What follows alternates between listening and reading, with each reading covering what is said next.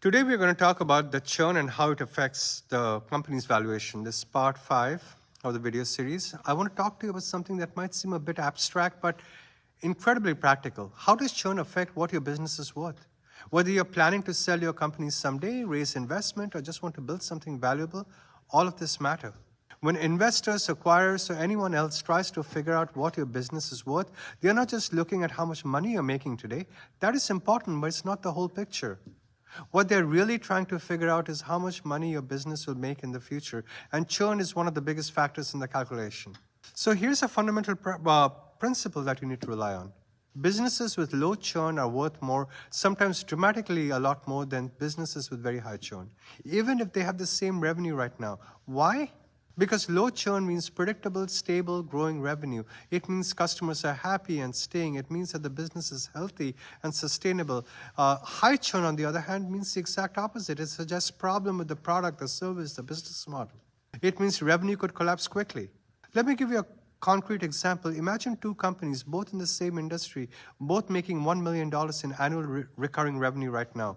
Company A has a 5% annual churn rate. Customers love the product and they stick around for years. An investor looking at this company sees stability, they see growth potential. They might value this company at 5 times annual revenue. So in this case, $5 million. Company B, on the other hand, they have a 50% annual churn rate, 50%. Half their customers leave every year. An investor sees this as high risk. Revenue will disappear quickly. They might value this company at 1 or 2 times annual revenue, maybe even $2 million. Same revenue, but company A is worth more than twice as much as company B. That is a valuation impact of churn. And this gets even more dramatic in subscription businesses or SaaS companies where investors use specific metrics. They look at something called LTV to CAC ratio. That's lifetime value divided by customer acquisition cost.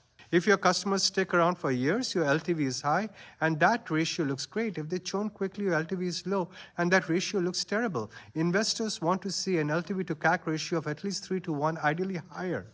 Higher churn makes the ratio worse. And here's something else. Investors often use revenue multiples to value companies. A software company might be valued at anywhere from 3 times to 15 times the annual revenue, depending on the many factors, but one of the biggest factors is retention and churn.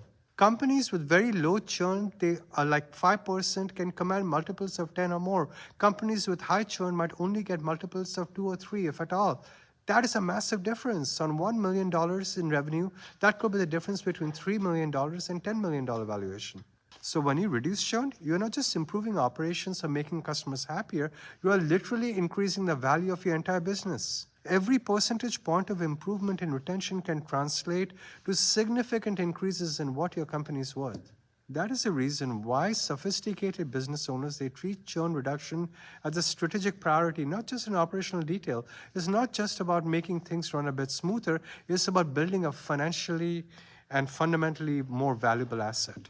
Let's talk about, in video 6, let's talk about why customers leave in the first place and identify when they leave. I'll see you in the next session. Bye-bye.